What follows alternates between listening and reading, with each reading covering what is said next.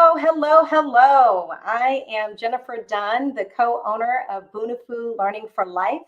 I am going to be your host today. We have some wonderful guests. But before I introduce them, I really want to talk about and kind of set the stage for this live event. This is really a very important topic for me and an interest for me because of my background. Bridging education and industry, preparing students for the digital tech workforce. So in later life, I was a school counselor in a school, and I got the opportunity to work in a school where workforce development partnered with the school.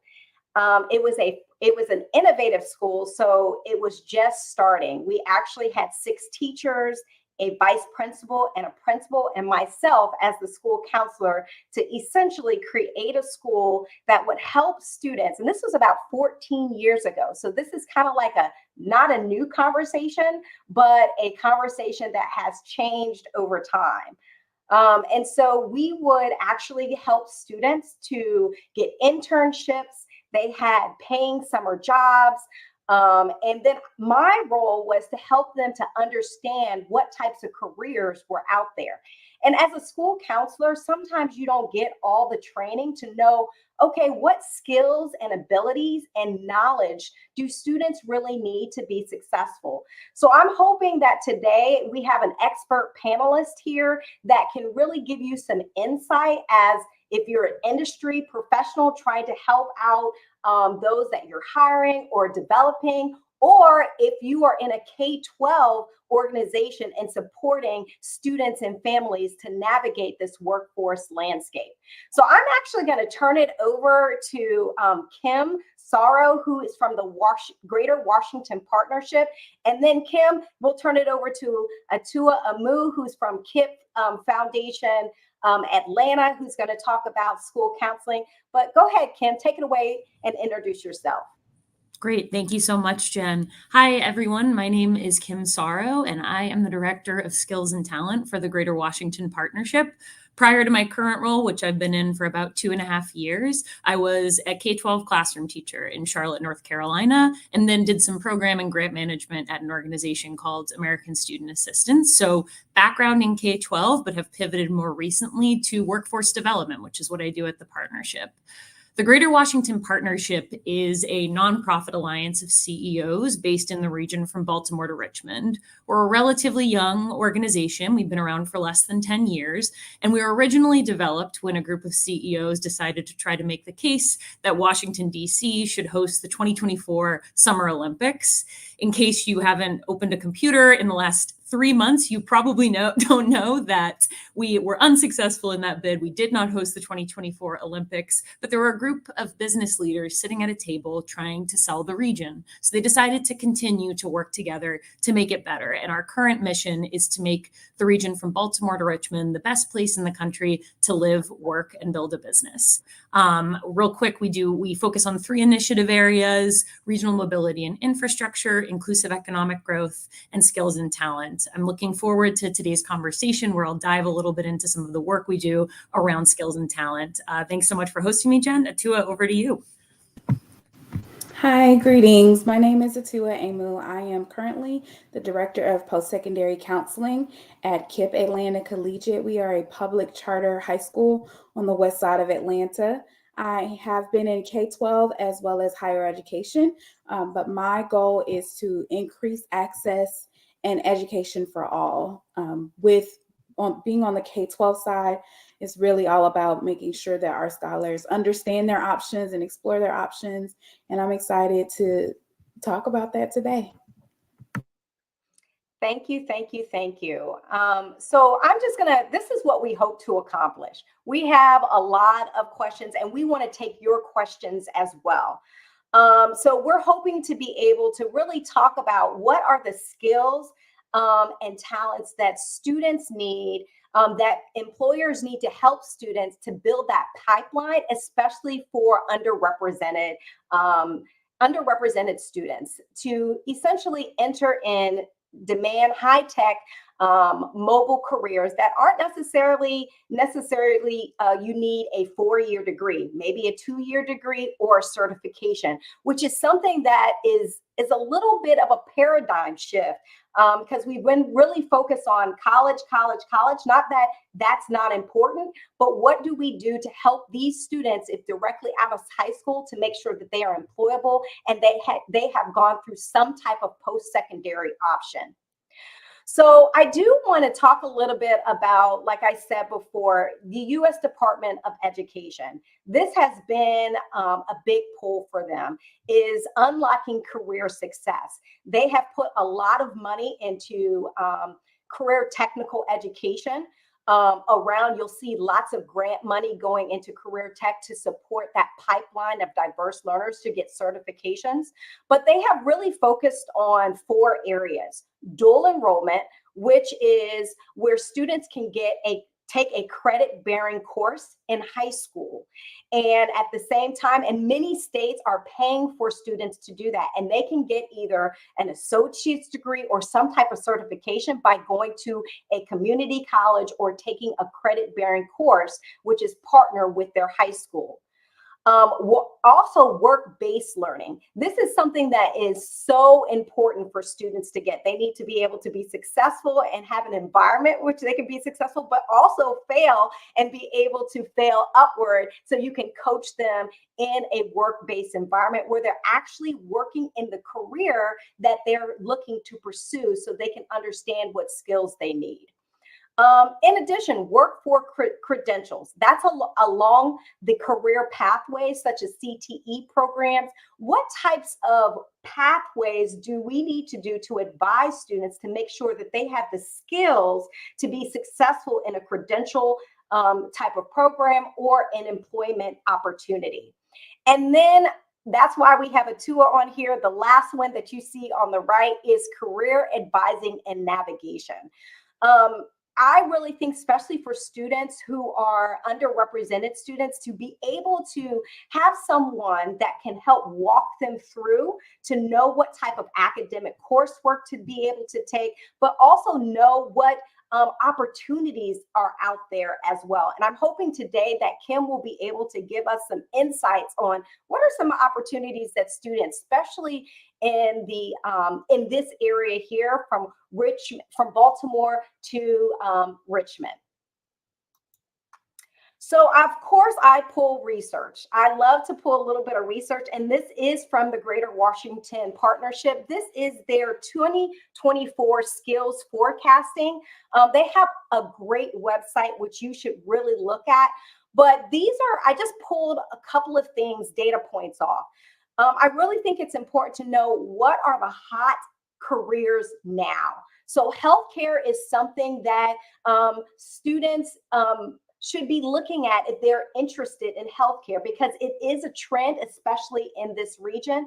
Also, you're hearing a lot about artificial intelligence and tech, such as cyber security, coding. You're going to see a lot of those careers that we need to help students to build those skills in order to get those credentials, where they are not only they're getting an upward mobile career. They're getting an actual career where they can actually make a high paying job, not just a living wage, but also be able to build and have a good salary.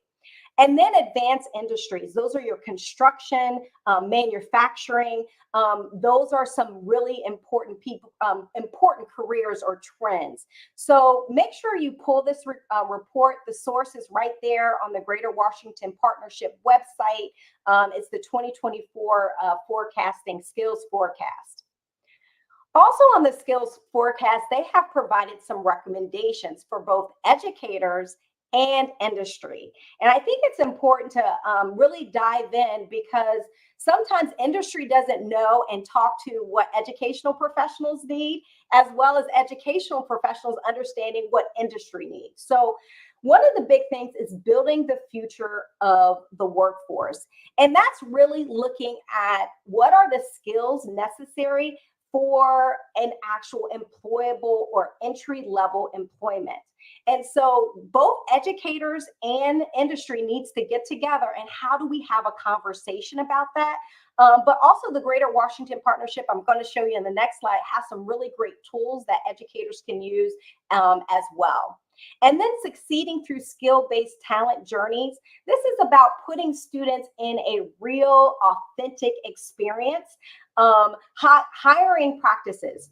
You're going to see that many of employees are going to use scenario-based, thinking critically through a real job situation. So how can we put our students in a real skill-based opportunity where they can grow their skills once they get to a job interview or have that experience? Upskilling and reskilling the existing workforce. I mean, that's what we need to do. Is a recommendation is that we need to upskill, and there's people who are in employment right now that need to be reskilled. And how do we do that? And then most important is about ensuring equitable skill building. It's important to make sure that we are focusing on underrepresented populations to make sure that we are building that pipeline of employable skills. And then the last slide, and then I'm going to get right into our discussion today, because I know that's why you're actually logged on. But I wanted to talk about the employer signaling system, excuse me.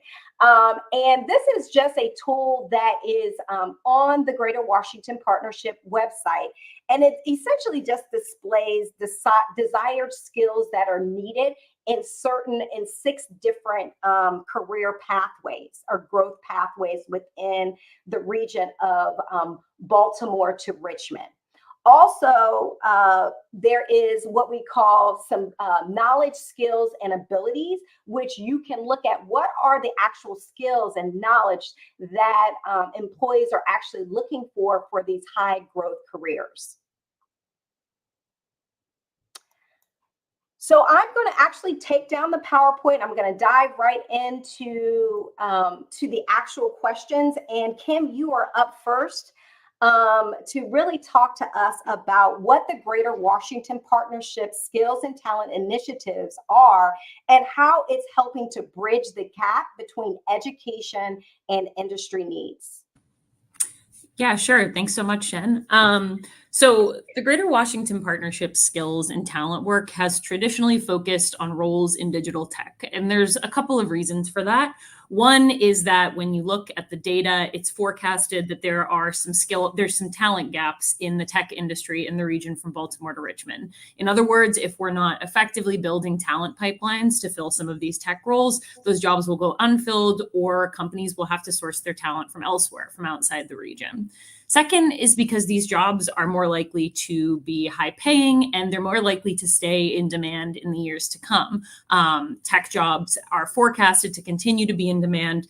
So things like automation and the rise of AI, these are jobs that aren't as much of a risk of becoming obsolete or of shifting significantly in terms of their presence in the labor market.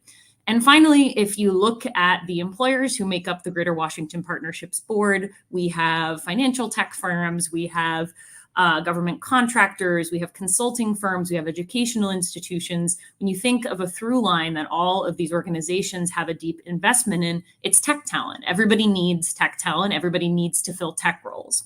So, we've traditionally focused on tech roles.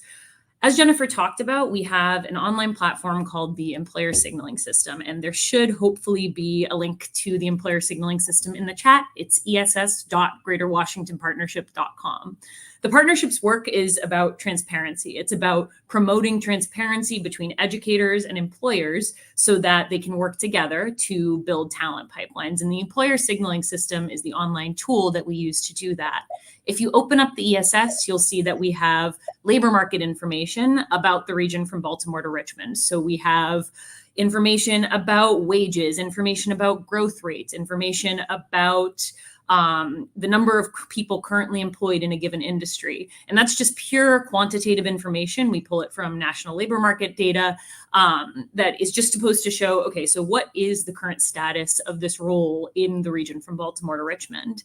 And then in the KSAs tab, we have the knowledge, skills, and abilities. And these are insights that we pull directly from our employers. We gather them in conversations to talk about if someone's entering into an entry-level cybersecurity analyst role at my organization, what do they need to be able to do? What knowledge, skills, and abilities are going to make them competitive for a role at my organization? We think these are kind of our bread and butter because, again, it's employers communicating directly to a broader audience about what it is they're looking for when they hire talent. And the idea behind the employer signaling system is that educators and other training providers can access the information within and ensure that the information that they're teaching is aligned to the needs of employers, creating a match between curriculum and the needs of employers. We're really proud of this tool and really hope you check it out. We update the information in it. We update the labor market information yearly, and we update the KSAs every other year. So the information within is really up to date, and it's reflective of sort of current labor needs and really, again, paints a picture of the labor market of today. But we decided as an organization that just talking about the labor market needs of today wasn't enough, which is why we launched our skills forecasting initiative this year, as Jennifer talked about. For our skills forecasting initiative, we brought together employers across 3 main industries: tech, advanced industries, and healthcare, to talk about skills that were going to be in demand in their industries that might not be in demand today, but 5, 10, 20 years down the line, these skills were likely going to be in demand. And the idea behind that is to allow the training and education systems to be proactive in anticipating the needs of employers rather than having to be reactive. Because truthfully, if an employer is saying, this is what I'm looking for as I hire talent right now, but we're talking about a learner who might not be entering the workforce for another couple of years, then there's a little bit of a delay there in terms of what that person is learning and how they might be able to be equipped for the workforce. And so our skills forecasting initiative, we're really proud of it. And we were able to publish a report, which I'm happy to share a link to in the chat as well, that Jennifer referenced, that essentially summarized some of these key findings. We do several other initiatives. We host a Future of Talent partnership conversation series where we bring together leaders from across the region in talent attraction, retention, and development to discuss their initiatives and ways that the broader workforce development ecosystem can support. Over the summer, we were fortunate enough to host public sector officials from Washington, D.C., Virginia, and Maryland for a conversation about their work in the public sector on workforce development and identify areas where they can work together and we can support their initiatives as well. So overall, a lot going on over here at the partnership. Happy to dive in on some of our other initiatives further in the conversation. But overall, we consider ourselves a connector working across sectors to bring together disparate groups that aren't always communicating, like educators and employers. Love it. That is wonderful. If you have not looked at their website or subscribed to their newsletter, you need to do so. Maybe, Kim, you can put the newsletter link also in the chat because I read it all the time to get a lot of what they're doing because it's so much to really understand how I can support students and their families. So Atua, I know you're like, yes, yes, yes, yes. This is like a kid in a candy box. Yes. I'm going to go ahead and let you take it away, but I want to ask you a question. You have been in higher education, okay, and you've also been in high school. You're now in high school helping and supporting and students to navigate this landscape. And you've heard all the great things that the Greater Washington Partnership has. How do you really, what are the benefits of having an organization like this? So I am learning so much from you, Kim, and I'm following the links and bookmarking them now. I do get excited when I hear about initiatives and things like this because it just reminds me that we need to make sure that our scholars have access to this information. So my push for counselors and K-12 educators is to bring some of this information into the curriculum, whether it's personal finance and economics, whether it's a college and career readiness course. Make sure that this information is in front of the scholars with our counselors and our educators. I definitely think that these types of initiatives are needed and are definitely at our scholars' fingertips. They just need the access. So we have a responsibility to share this information with them. So it's going to bring me to another question about collaboration. Sometimes we talk collaboration, partnership, let's work together. And it's so great. We got a mission, everybody's on the same, we got a vision written down.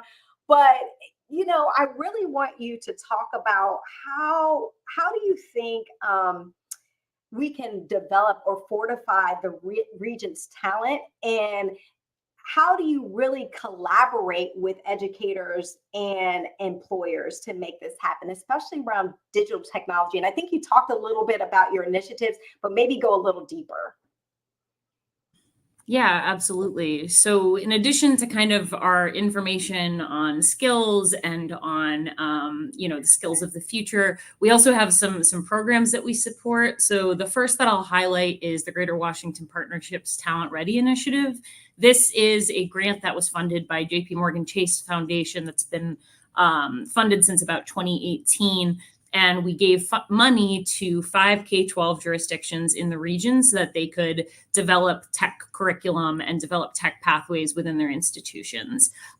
This funding was re-upped in fall of last year, and we have 5 K-12 jurisdictions. We have Baltimore City, District of Columbia Public Schools, Fairfax County, Montgomery County, and Prince George's County. And those are 5 regional K-12 jurisdictions that serve hundreds of thousands of learners in the region.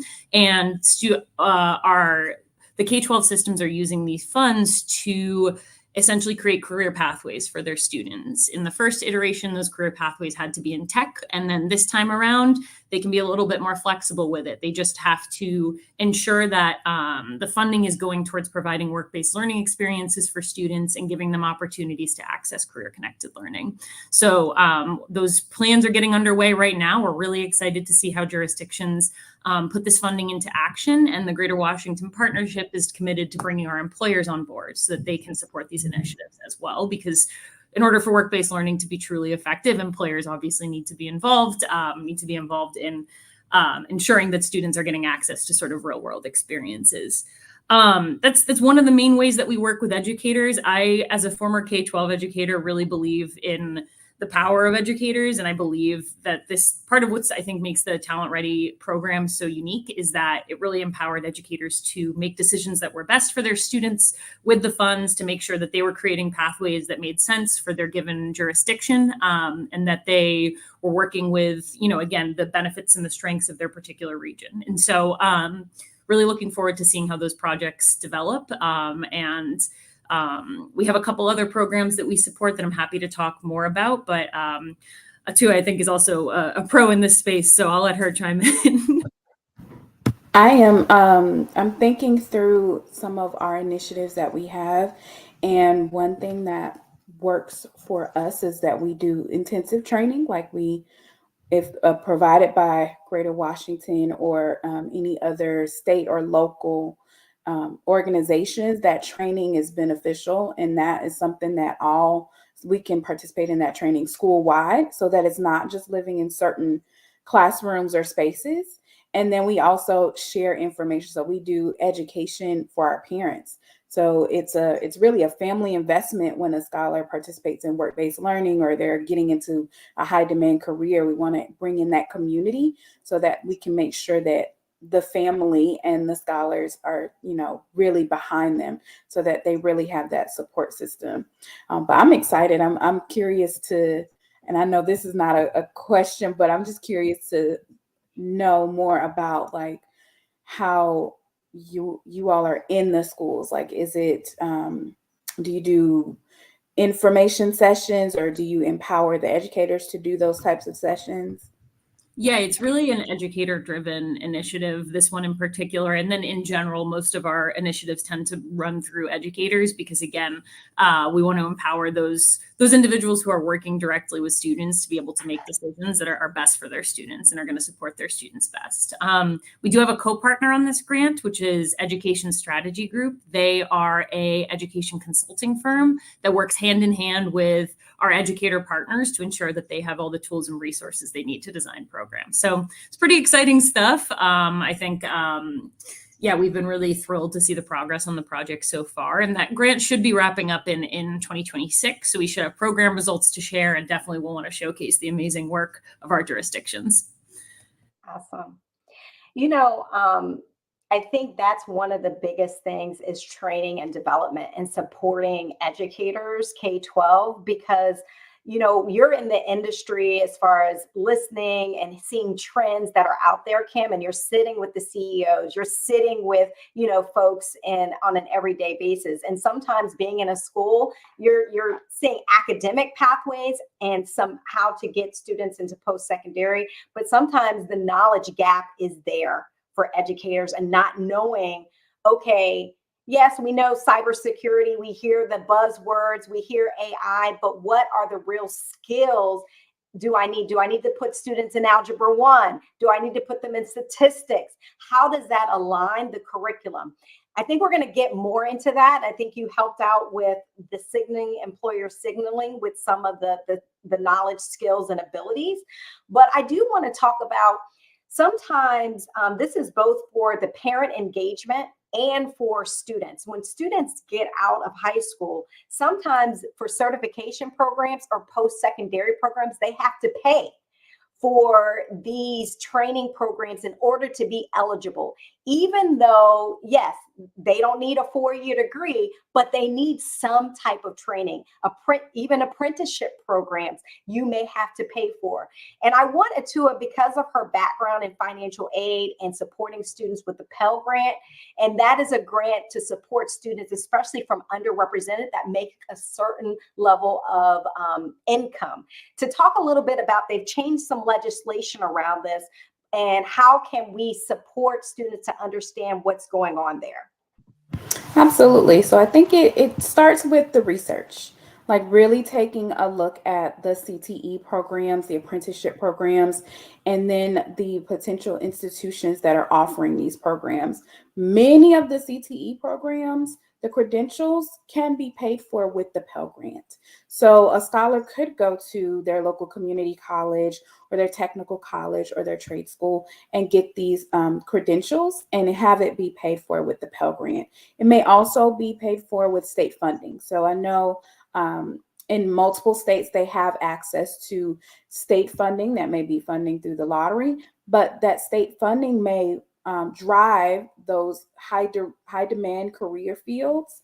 And so scholars could potentially tap into federal money from the Pell Grant for these programs, as well as potential state funding. But it really starts with the research. So K-12 educators, K-12 counselors, walking the scholars through, and even parents and even our learners, walking the scholars through what they can expect, and taking a look at how much it costs for that specific program, and then looking at how much money they could earn from that program. So they could potentially see how much they may qualify for in Pell Grant, how much they may qualify for in different state funding also. That research is really important. Thank you. We do have a question that came in from the audience. Are career pathways that you construct in these new collaborations aligned to existing CTE categories? Yes, that's a great question. They're aligned to CTE categories.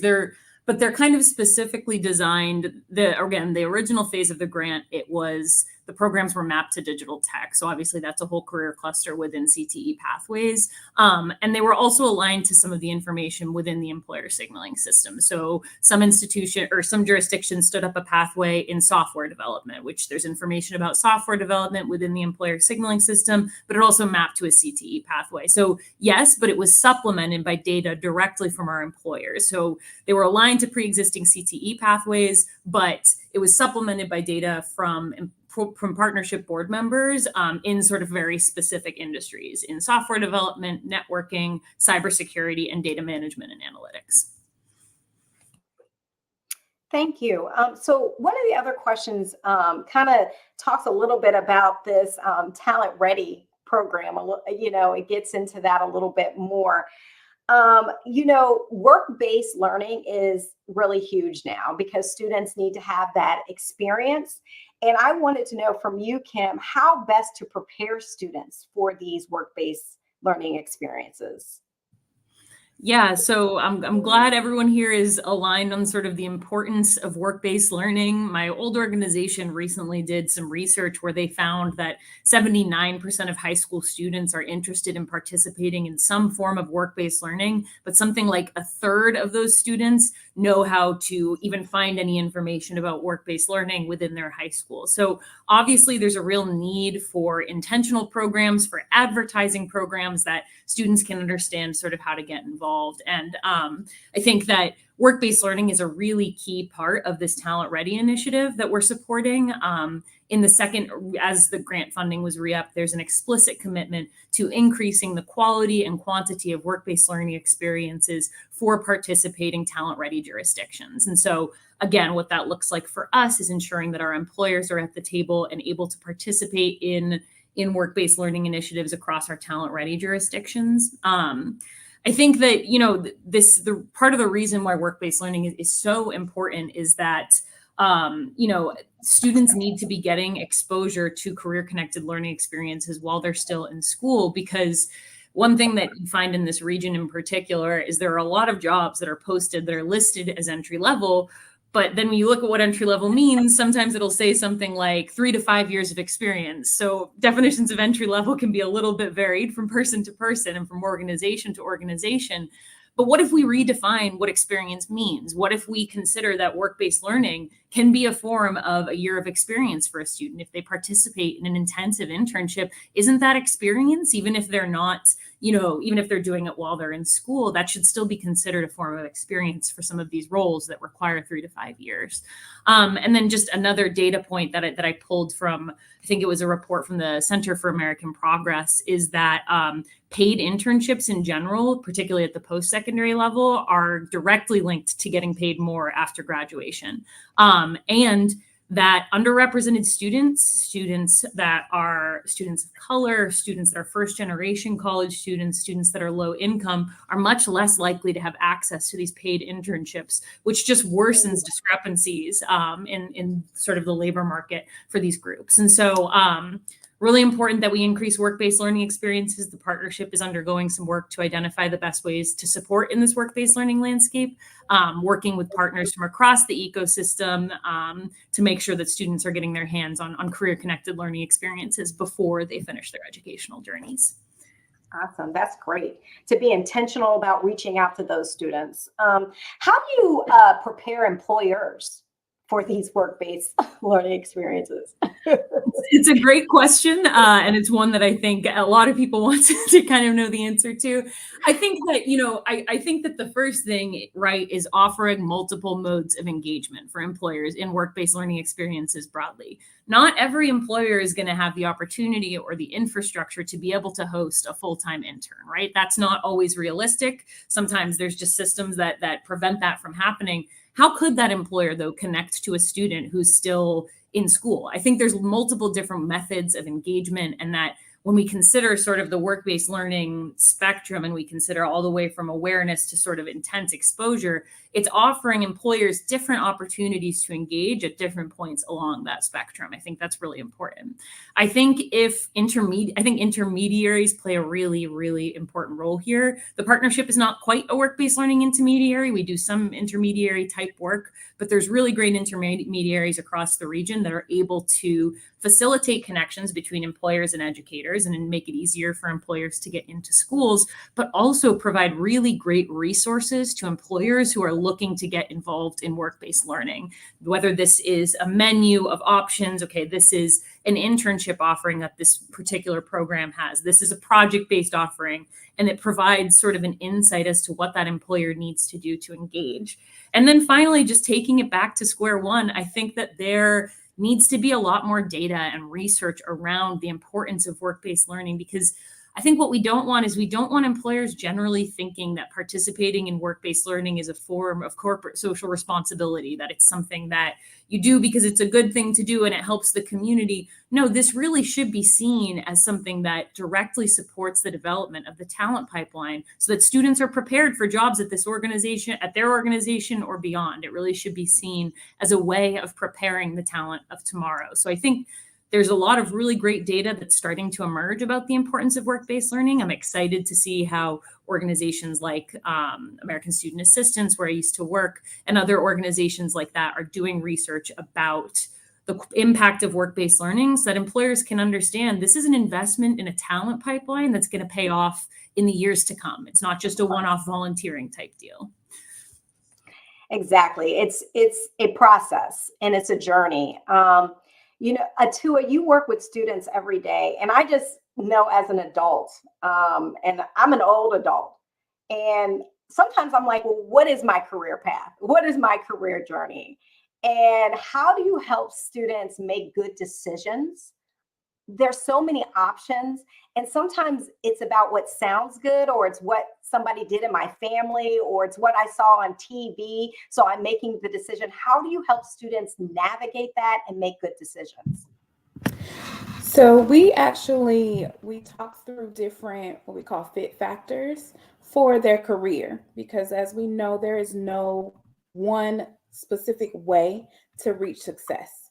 So even you mentioned my parent did this. So we talk about that, and we talk about the support that they may get if they were to go in that specific career field, but really helping them navigate through different websites and platforms, and then also kind of creating a career map together with the scholar is really key. We want to ensure that they are getting into careers that they are passionate about and that they can plan for in the future. We know that there are many careers that are just being created now that will be successful in the next few years.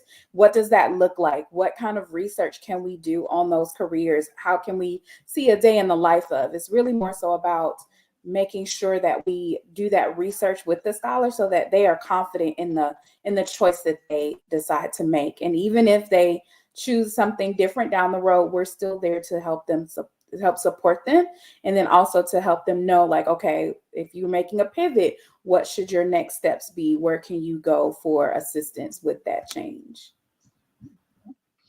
And also sometimes the exposure, we talk about diverse populations.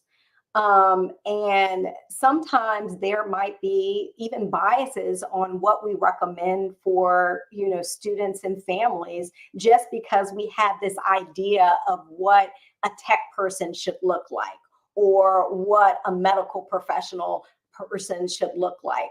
And how do we, and this is for both of you, how do we be intentional about supporting, because we know that there's a gap there, in making sure we're talking about these biases, but also how do we make sure both employers as well as the educators understand that maybe we need to do a little bit more outreach and a more exposure for these diverse populations. Do you have any best practices or strategies that you all can think of to support that? I think exposure for the learner, but then also exposure for the educator. As we mentioned, like, there are careers that my team and we're working to research because they're so new. We don't have that information, and we don't want to not advise and not advise well for those specific careers just because we don't have information. So I think for our educators, it's important that we make sure that we are taking the research, doing the research, visiting, connecting, and partnering with our local organizations and these initiatives to bring this information to our learners and our families. Yeah, 100. I completely, I love what Atua said. I love the idea, again, of educators being equipped with the information they need to be able to prepare students for these jobs as they're emerging. I think, this idea of exposure is really interesting, because if you look at data around skilled trades, for example, as an industry, and I saw there was a comment about sort of going into skilled trades, a lot of the workforce that work in skilled trades are aging out of that particular career. They're going to be retiring soon. And data shows that we are probably not going to have enough talent to fill those roles as that population ages out. And so that is an issue on the part of employers because they're not going to be able to have the talent they need to fill these roles. So this idea of exposure at a younger age so that students understand there's really good jobs available in skilled trades, but oftentimes it requires sort of making decisions earlier in your educational career so that you can access those jobs. And so I think, again, but employers also need to be proactive in getting involved with students at younger and younger ages so that they have the information they need to be able to make decisions about these careers. And, I think that especially around school counselors or advisors that are in school, especially around the elementary level, they are so creative in how they're providing exploration, bringing in the actual robotic, the scientists, but then students being able to play and be able to say that these are something I can be passionate about. And I can see that this is something that I do in my everyday life.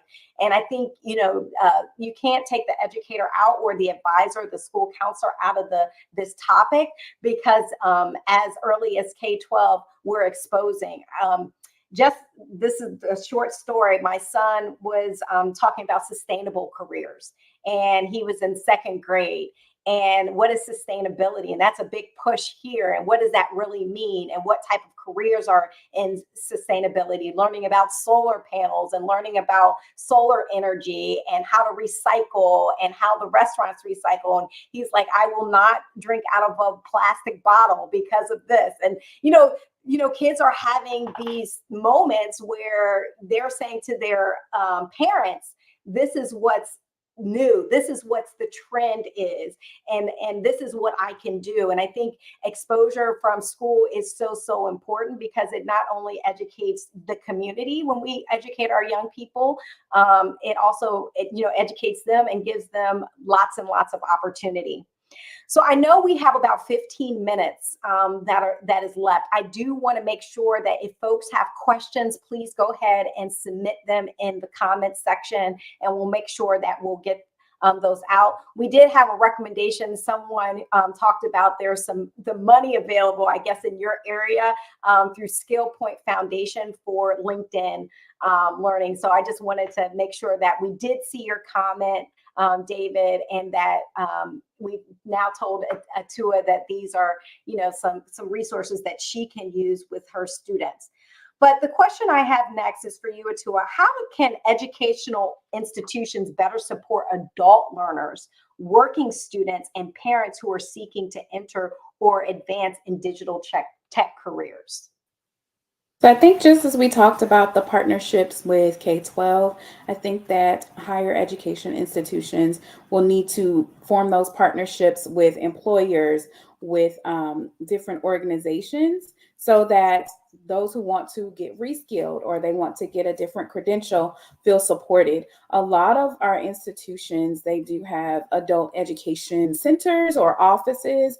I would push for our adult learners to tap into those resources and then do what works best for them. But many schools offer like adult education, but they can support our adult learners throughout that. But it does take that partnership.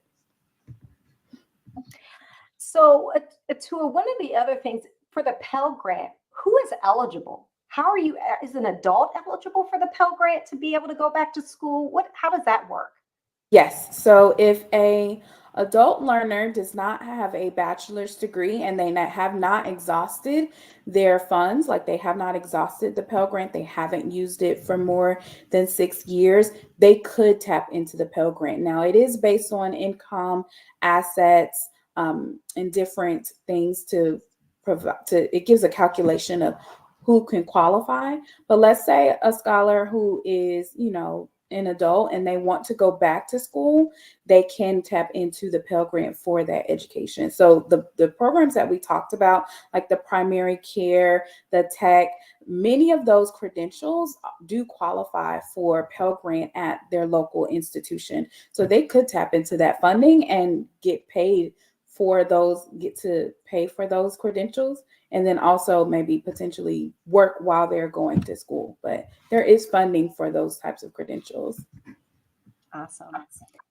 I just think about generational legacy building there, starting with, a parent meeting where you have parents who are looking for jobs and also certifications and reskilling, but also the student and being able to talk about these available resources for them. So I do have another question. If there's any questions from the audience, please go ahead and submit. This is the last question. We're kind of wrapping up the discussion. I always like to talk about leaving a final thought on what schools, post-secondary institutions, and businesses can do to support students in navigating this changing landscape. I feel like it's always something changing every day. You see something different on TV, but how do you help them, especially around tech careers, and taking advantage of the opportunities that are provided to them? And I'll throw it to Kim. Go ahead. You're unmuted. Yeah, sure. So we're just talking about sort of general, is there a specific, are we talking about challenges and opportunities, or where do you want me to take it? I want you to take it where you think. It's a final thought. What would you think is best needed to help support students and opportunities? What's a final thought? We talked about a lot. Yeah, sure. I think, one of my final thoughts is the importance of working across sectors. So that's for employers and educators and public sector officials and nonprofits. We have all these kind of disparate elements of the workforce development ecosystem that at times they don't talk to one another. They talk past one another. They just talk about their needs and they're talking sort of into the void. And I think that it's really important that we cross these sort of sector lines. It's important that employers participate in workforce boards or in industry advisory committees that support the development of curriculum. I think that it's important that educators, as Atua mentioned, are tuning into the recent developments in the labor market and are able to kind of understand how roles are shifting and changing, that nonprofits are getting involved, foundations are funding, and working with employers and with educators to understand where there's a need. So really that importance of working across sectors, I think, is one thing. And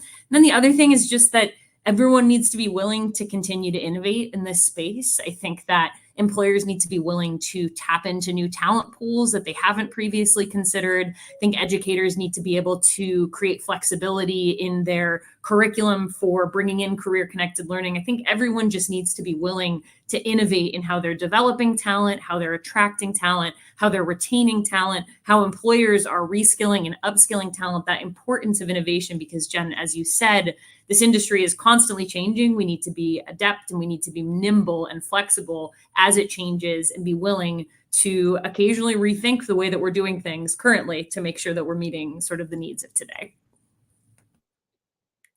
Thank you. Atua, final thought. Yes, you mentioned early exposure. I think as educators and in K-12, we need to think ahead, like we need to think years beyond today. So if that means bringing in, like, I know all elementary schools have a career day, bringing in some of the employers, the work-based learning opportunities so that they can look forward to what opportunities they have in middle school and high school and then beyond high school. So I definitely think early exposure is important. And I like Kim, we have to be willing to innovate. We have to be innovative. We have to think ahead. All of us across the board need to be able to think ahead.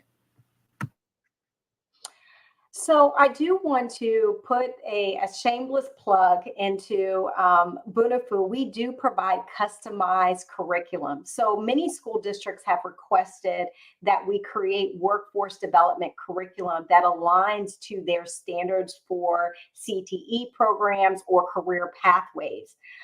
We do specialize in diverse populations.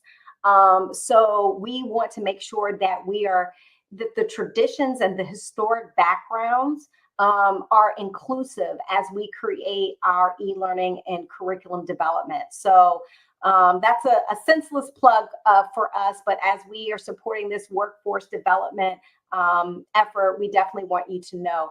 Also, we have Kim's information. She is the Director of Skills and Talent Initiatives at the Greater Washington Partnership. Please feel free to contact her about some of the resources that she's talked about, or maybe there's some additional resources that she may have that she can provide for you as well. I do want to thank both of you, Kim and Atua. I know this is volunteer work. This is not, we're not paying you to do this. But Bunafu really appreciates, because this is a topic that really is necessarily, especially for our underrepresented or underrecognized students, because sometimes they're not getting the opportunity to get these workforce paid internships, and this opportunity to use, how do I apply for the Pell Grant and how do I navigate? And I think we need to make sure that we keep that also in the forefront of our minds. But again, I thank everybody for being with us today. Thank you so much, everyone.